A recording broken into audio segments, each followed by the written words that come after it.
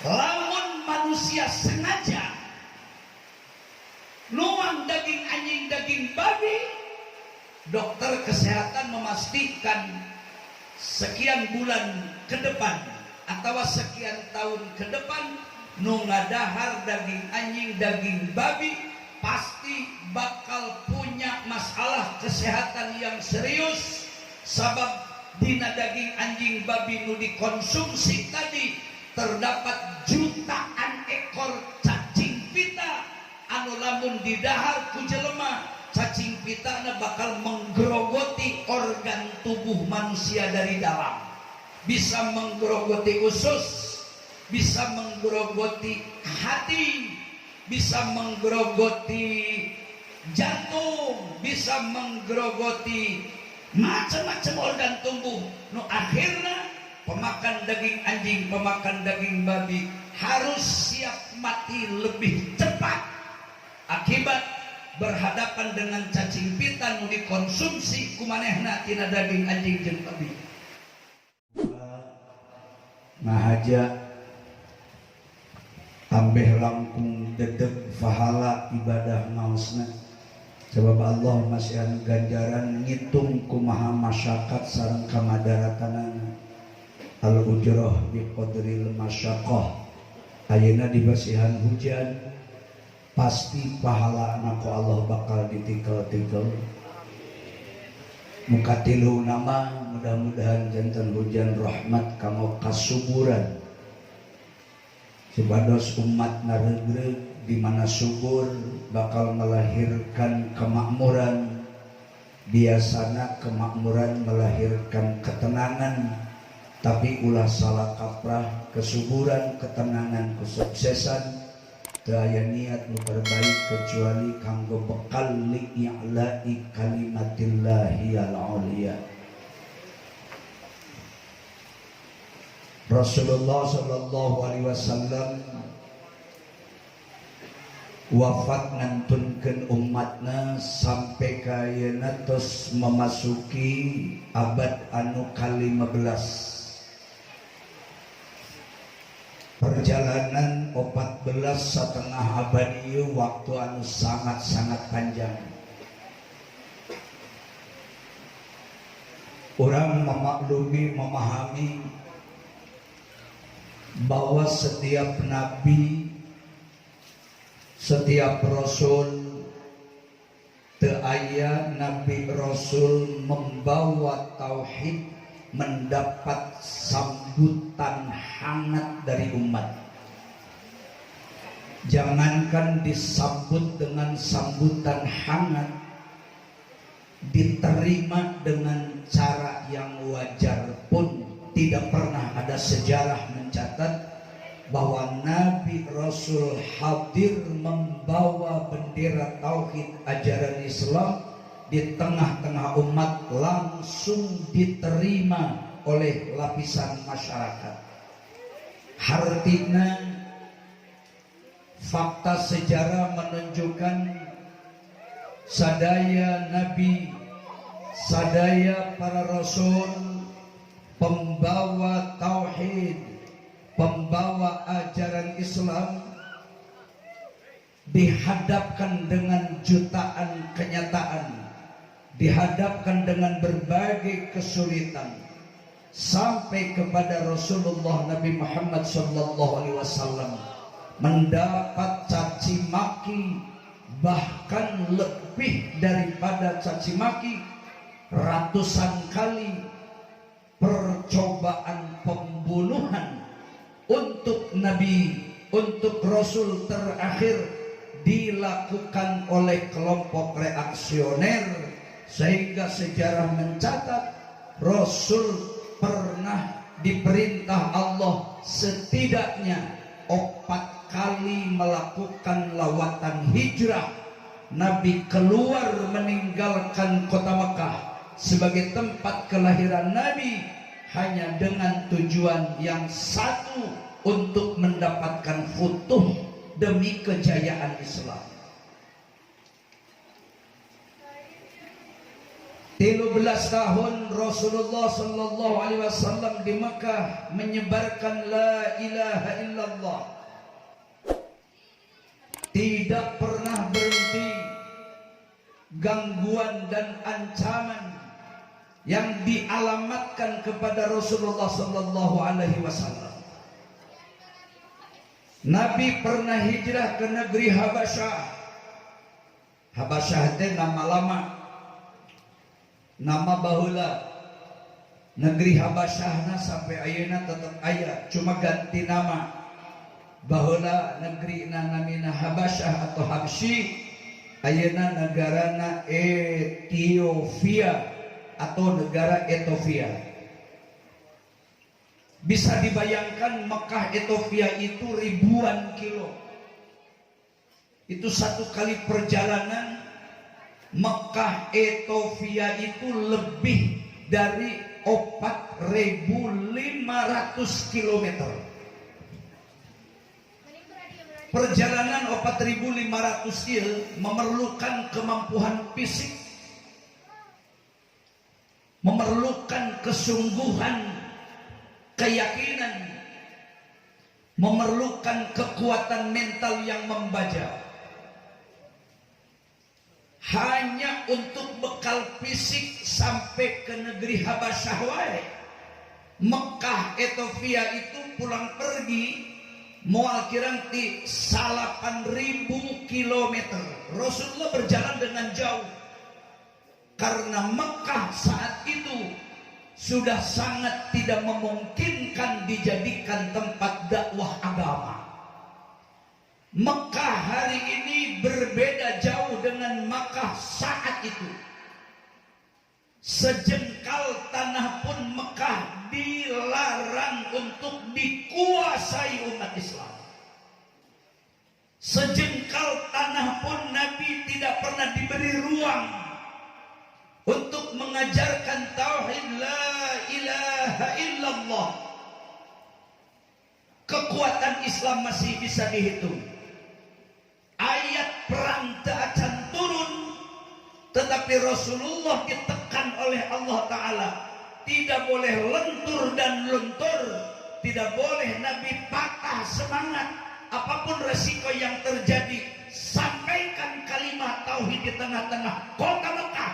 Walaupun Mekah saat itu sangat mencekam, sebab Abu Jahal telah mengeluarkan dekret bagi umat Islam yang hidup di kota Mekah, baik penduduk asli Mekah ataupun pendatang, pilihannya cuma satu antara opat.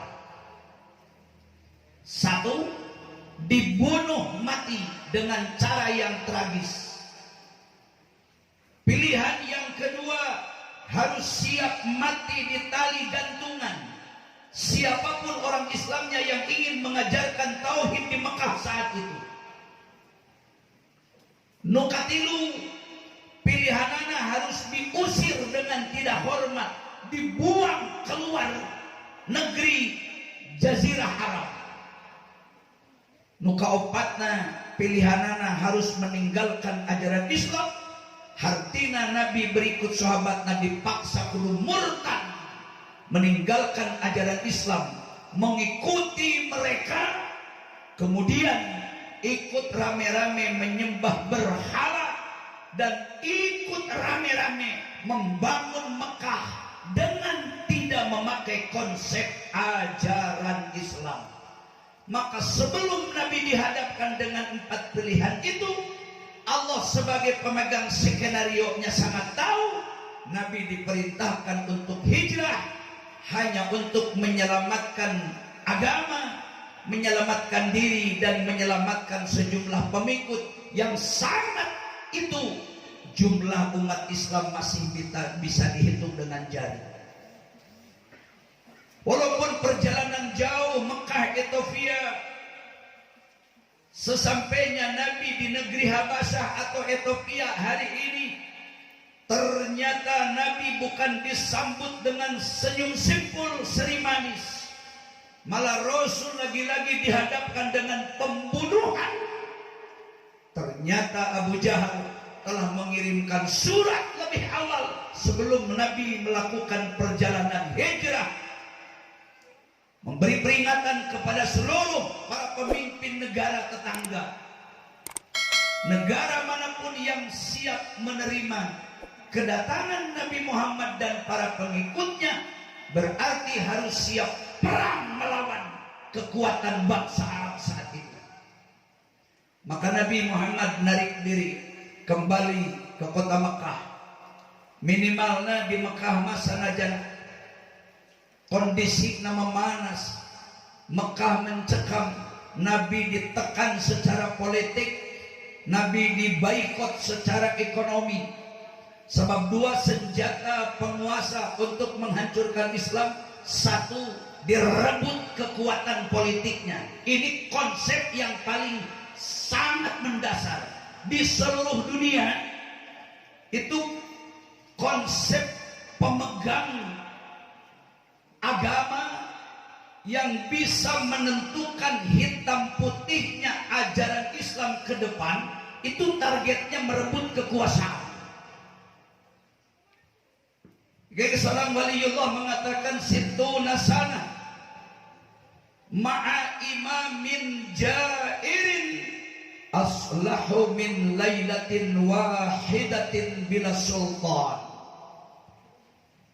60 tahun negara dipimpin oleh manusia-manusia yang tidak mengenal ajaran Islam.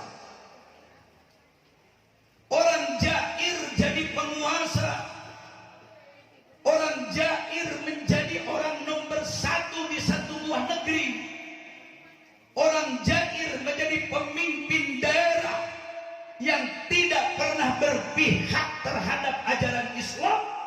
60 tahun dipimpin oleh imam yang jair. Itu lebih baik hidup satu hari satu malam tanpa pemimpin sama sekali.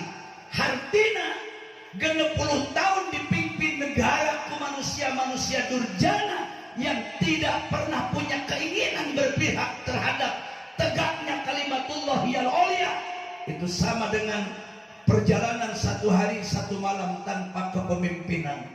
Maka satu-satunya cara Abu Jahal saat itu kekes habis umat Islam dan ajaran Islam, tentunya targetnya Nabi Muhammad SAW harus tersingkir dan disingkirkan dengan sejuta kekuatan. Mohon maaf, sebab peristiwa perjalanan hijrah tidak bisa terlepas dengan misi risalah Rasulullah SAW. Terlebih perjalanan hijrah Nabi itu tanggal bulannya sami jeung bulan dilahirkeun Rasulullah SAW. Para pemuda paling tidak faham bahwa di bulan Rabiul Awal itu ayat tilu sejarah penting yang satu sama lain merupakan mesingling mata rantai yang satu sama lain tidak dapat dipisahkan. Lahir Nabi, hijrah Nabi dan wafat Nabi. Hijrah, lahir dan wafat Nabi terjadi tilu sejarah ia sama-sama di bulan Rabiul Awal, hanya tahunnya yang berbeda. Hijrah Nabi Mekah Madinah itu terjadi di bulan Rabiul Awal alias bulan Mulud. Cuma versina aya dua. Aya ahli sejarah menyebutkan Nabi hijrah ke Madinah dina pertengahan bulan Mulud malam Kamis tanggal 16 Mulud tahun 624 Masehi. Tetapi sebagian ahli sejarah mencatat hijrah Nabi ke Madinah terjadi malam Senin, malam tanggal 12 bulan Mulud, dan Rasul sampai di kota Madinah akhir bulan Mulud. Bulan itu terjadi sama-sama bulan Rabiul Awal. Wafat Nabi sama tanggal lahirna jeung harina di bulan Mulud 12 dinten Senin 12 bulan Rabiul Awal. Berarti Nabi wafat, Nabi lahir tanggalna sama cuma tahun berbeda. Bahkan hijrah Nabi sama bulan Rabiul Awal cuma tanggal dan tahun yang berbeda. Secara tidak langsung setiap memperingati Maulid Nabi sama dengan kita semua mengenang perjalanan hijrah Nabi. Memperingati Maulid Nabi sama dengan kita mengenang sejarah pahit wafatnya Kangjeng Nabi Muhammad sallallahu alaihi wasallam. Dan hijrah ini adalah ujung tombak perjalanan untuk menentukan kejayaan dan kemenangan umat Islam. Sehingga Rasulullah narik diri dari Habsyi ke Mekah. Di Mekah situasi makin memanas. 2.000 orang intel, 2 shift siang malam, siang di subuh sampai maghrib, itu dipastikan 1.000 orang intel turun untuk mencari keberadaan Nabi dan sahabat. Tugasnya di mana Nabi tinggal, di mana sahabatnya kumpul, naon gerakan umat Islam nu dilakukan pada hari itu, apa target yang perlu dilakukan oleh orang Islam. Maka intelijen Abu Jahal yang 1.000 orang di waktu siang itu memata-matai mencari Nabi di mana Rasul dan sahabatnya berada. Maghrib sampai subuh 1.000 orang ditarik, ganti dari 1.000 orang intel, terus tugasnya sama untuk mencari dan memantau apa kegiatan umat Islam saat itu. Lamun terus Nabi Muhammad dan sahabat mengajarkan Islam, mengajarkan tauhid, instruksi dari negara langsung Nabi Muhammad dan pengikutnya habisi, tidak usah kenal kompromi. Dimanapun berada, bunuh Nabi, bunuh sahabat, kalau bisa bunuh dimutilasi. Sebab mereka orang kafir punya kepercayaan Nabi Muhammad itu orang hebat, Nabi Muhammad itu manusia istimewa. Jadi lamun dibunuh gitu-gitu wae tidak mustahil engke bisi Nabi Muhammad hirup deui. Makanya instruksinya bunuh, cacat, mutilasi.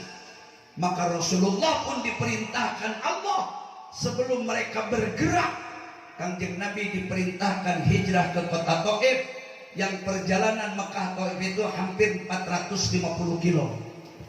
Sampai di Taif kumpul masyarakat Taif, kaum Bani Sakif yang terkenal masyarakat sangat radikal. Dari jumlah sekian puluh ribu masyarakat di Taif, hanya 1 orang yang ikrar mengucapkan 2 kalimat syahadat. Hartina dari sekian ribu penduduk Taif, mung saurang anu berani ikut Nabi menyatakan diri asup Islam. Itu namanya Adas, yang sampai hari ini dibangun sebuah masjid di Taif, diambil dari nama sahabat yang satu-satunya masuk Islam dengan nama Masjid Adas. Rasulullah pun menarik diri setelah Rasul luka serius karena kaum Bani Sakif melempari Nabi dengan batu, dengan senjata tajam. Ribuan masyarakat Taif turun, kabeh mawa senjata tajam, paling tidak mawa benda tumpul, dengan target membunuh, menghabisi Nabi di Taif. Lagi-lagi Nabi Muhammad diberikan pertolongan oleh Allah Ta'ala sehingga Nabi lolos dari upaya pembunuhan yang dilakukan oleh kaum kufar. Maka Rasul pun kembali lagi ke kota Mekah.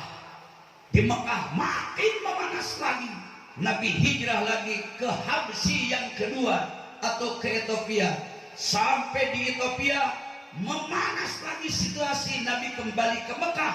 Sampai terakhir Rasulullah diperintahkan hijrah ke kota Yathrib. No ayeuna lebih terkenal Yathrib itu dengan nama Madinatul Munawwarah, sampai Nabi menghembuskan nafas terakhir alias wafat di Madinah. Tetapi intisarul Islam belum selesai. Walaupun takmilul Islam atau kesempurnaan ajaran Islam sudah diyakini karena Allah telah menurunkan SK Al-yawma akmaltu lakum dinakum wa atmamtu alaikum ni'mati wa raditu lakumul Islam madina. Islam agama yang sempurna sampai kiamat nanti. Islam sudah selesai kesempurnaannya. Artinya tidak perlu umat Islam di dunia yang meragukan kebenaran Al-Quran. Malah lamun Al-Quran anu geus paten kemudian dibikin seminar, dibikin simposium, pasti hasilnya ngaco. Sebab moal aya manusia pinter di dunia, profesor, doktor anu melebihi kemampuan ilmu Allah Ta'ala, sangat mustahil. Jelamun dibikin acara seminar, simposium membongkar tentang ahkamul Islam, itu pasti hasilnya rusak.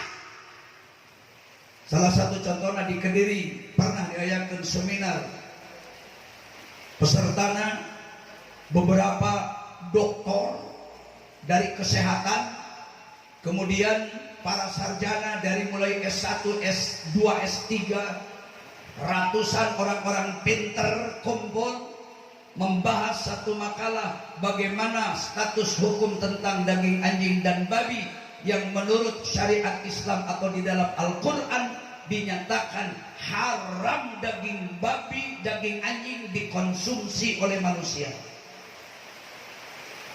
Geus puguhna Quran na oge geus dinas daging anjing, daging babi mah ulah. Ieu penasaran keneh wae. Dibikinlah seminar dengan membuktikan membawa daging anjing, daging babi masuk di laboratorium, hasilnya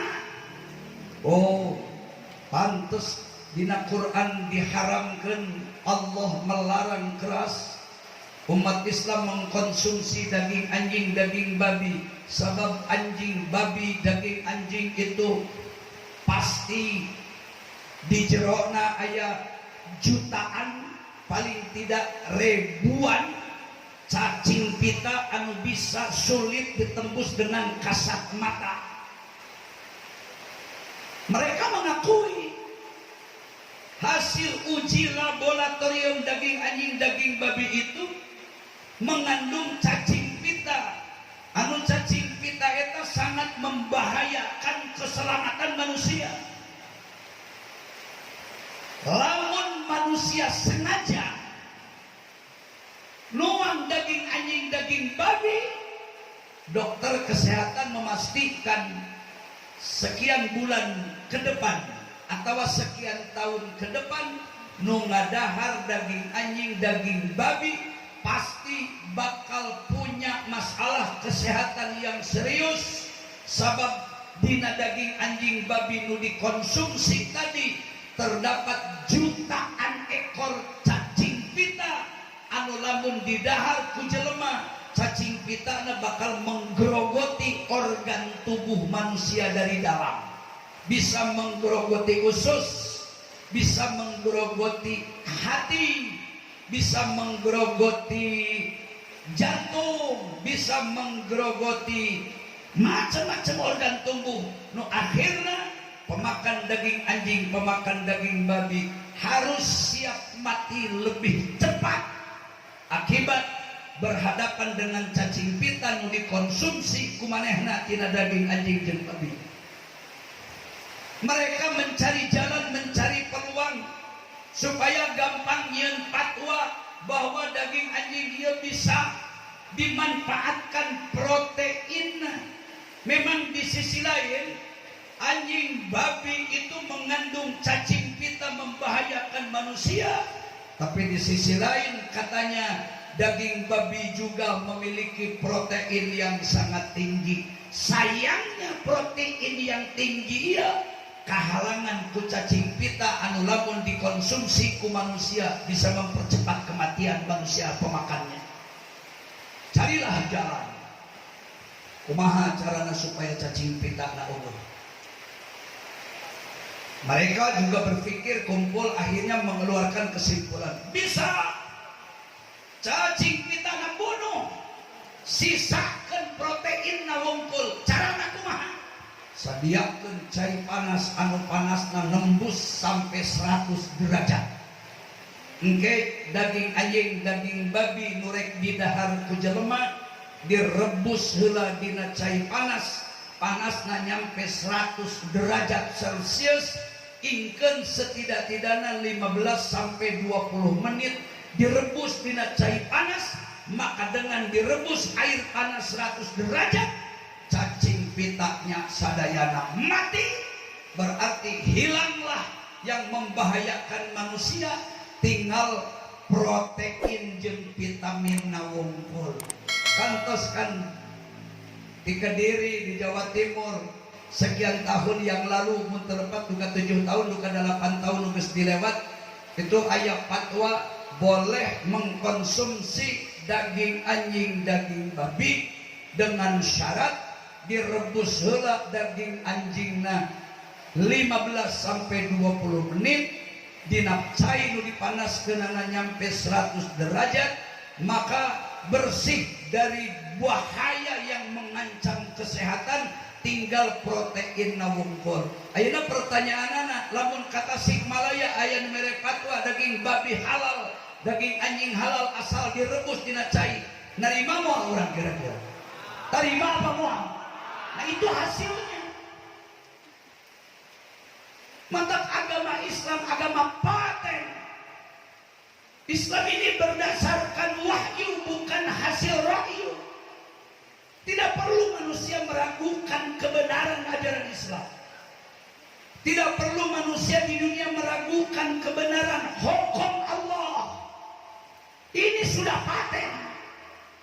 Yang belum selesai bukan takmilul Islamnya, tetapi intisyarul Islamnya yang belum selesai. Artinya penyebaran Islam terus kudu dilakukan setiap saat, setiap zaman, dari masa ke masa, dari kurun ke kurun, dari generasi ke generasi. Penyebaran Islam harus terus dilakukan. Sanajan di daerah pesantren, sanajan di daerah ilmu. Naon sababna? Ya termasuk cahanyang teh jujur-jujuran wae. Musim kuring apal tiba baheula ge almarhum Pak Haji Sayuti mate ke makabe gaya Bani Sayuti oge. Di cahanyang ieu orang-orang pinter teu diragukeun deui ahli agama. Pesantren dulu di dia rame berkembang zaman almarhum Kang Haji Endang Abu, Allahumma gfir lahu warhamhu, amin. Baheula lagi di dia tempat santri. Behdituna awalnya di dia tempat para mujahid, tempat para pejuang agama. Zaman Masumi di sini tempatnya. Zaman pergerakan Islam di daerah ia, di kampung ia, di Cianyang ia diragukan dari manusia-manusia militan akidah. Di zaman Hizbullah, seorang pelaku dan simpatisan Hizbullah di tempat ini. Tapi lain satu jaminan, tempat orang-orang pintar, tempatnya ulama, tempatnya kiai, tempatnya aulia, tempatnya orang-orang soleh, tempatnya para mujahid, tempat tinggalnya para Hizbullah, tentara Allah. Islamnya akan kekal abadi dugi ka hari kiamat. Sabab dina Quran dina hadis teu aya jaminan sama sekali. Agama Islam di hiji kampung bakal awet abadi sampai ribuan tahun. Teu aya jaminan dina Al-Quran satu kampung tempat para ulama, kiai, tempat orang-orang soleh, tempat pengkaderan ulama, tempat pengkajian ilmu bakal tetap bertahan sampai ratusan tahun. Teu aya jaminan.